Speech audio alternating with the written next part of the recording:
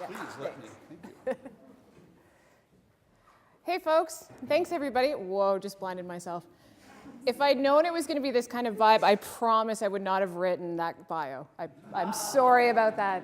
Anyway, my time's already ticking, so I'm going to get going. Who knows what day is Earth Hour?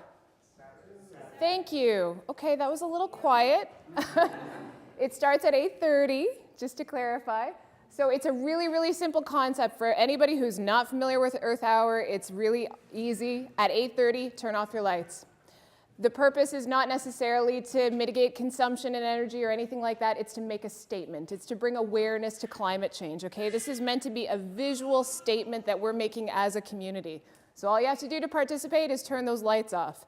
It's something I'm going to repeat often throughout this presentation because I actually know a woman who put a lot of time and effort into planning her Earth Hour activities, got herself all ready to go, left the house, left every light on.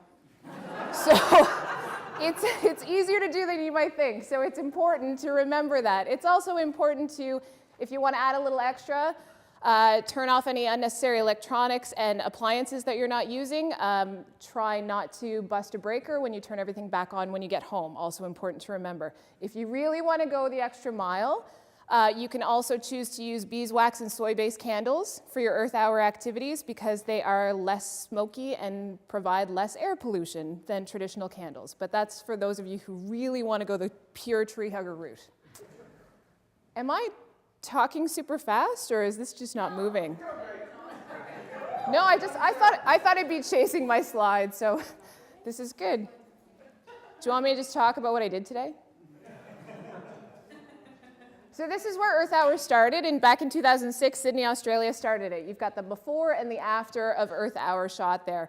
And again, this is my point. It is a visual statement. It is a go dark for 1 hour, we're all doing it together kind of move.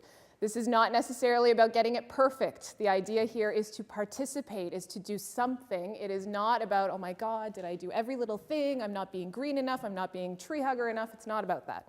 Okay? It's just about doing something. It's about showing that you care about this issue. In a short time since Earth Hour has been invented, we now have it pretty much across the globe, 130 countries participating. Oh, I almost forgot to mention, if you're going to participate in Earth Hour, it's really important that you remember to get on the World Wildlife Fund website and register your participation, or in this case in Canada, you can just Google Moment of Darkness. That's the tag that we're using here. That's important because nonprofit organizations and governments use those numbers to actually indicate whether we, the public, care about these issues. So if you're going to participate, registration is important too. Here in St. John last year, according to St. John Energy, Earth Hour participation actually achieved a drop in consumption during that 1 hour of 3%, which is, it's not nothing, right? I think we can do better. So I'm hoping, that's why I want to talk about it today, I think we can do better, which is what leads me to, what will we all do for an hour in the dark? You know? What did anybody do over the holidays? I mean, I was in Ontario, but I'm guessing a lot of people in this room had to get pretty creative about how you spent your time over your Christmas, right? You probably already have some ideas. Any yoga fans in the audience? I've not done the candlelit yoga, but I'm told it's pretty awesome, and I imagine that 10-minute nap that you have at the end of the session would be super relaxing in a candlelit session. So I thought that was a pretty cool idea. There are all kinds of activities. The point is that you can do without light that are still fun. Like, God, call somebody. When was the last time you picked up the phone and had a lengthy, real, genuine discussion with somebody in your life? Don't text them, don't email them. Pick up the phone and have a real conversation. I know it sounds crazy, but it's actually really fun. Go stargazing. It's kind of a no-brainer, but it's the one time in a city environment in particular when you can reduce a lot of that light pollution. You can see a lot more. There's a lot more up there than what we might necessarily think. Anybody who's musically inclined, or anybody like me who thinks they are but probably is not so skilled, don't worry about it. Just go out there, grab a bunch of people, get some acoustic instruments, use your voice, make some music, have fun. Spider-Man, yeah, Spider-Man is this year's Earth Hour ambassador because apparently The Amazing Spider-Man 2 is the most environmentally friendly picture that Sony Pictures has ever made in history. So have a superhero party, and you don't have to be underage to have one, right? Board game night, I know this is not necessarily the sexiest activity in the world, but personally I still think board game nights are super fun. They're great for all ages. I'm sure you can find a board game that will suit your tastes. So I encourage you to revisit that old activity. Or you can go a little more high-end. You can host a dinner party. And there are actually full celebrity-concocted menus on the UK WWF website. So if you want to do the real dinner party, then you can do it. Yeah.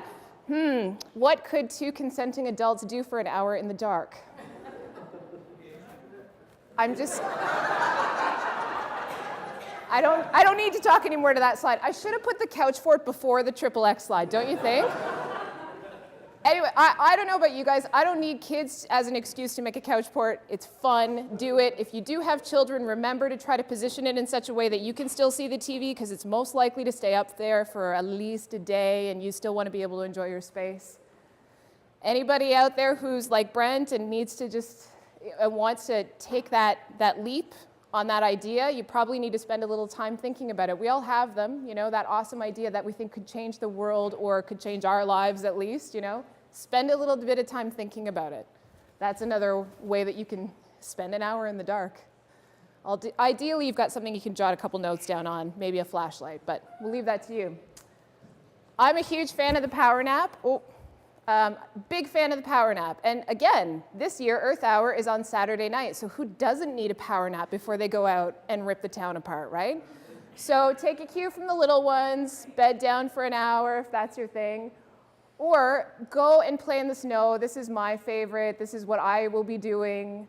Go snowshoeing, go cross-country skiing, go for a walk on Harbor Passage, whatever. Just get outside for an hour. Use that excuse to motivate you to get back to nature. The point is, there's all kinds of stuff you can do. Sky's the limit. Use your creativity.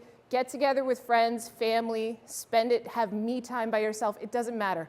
Just do it. Participate. It's 1 hour. And it makes a very powerful statement that we all need to be making today.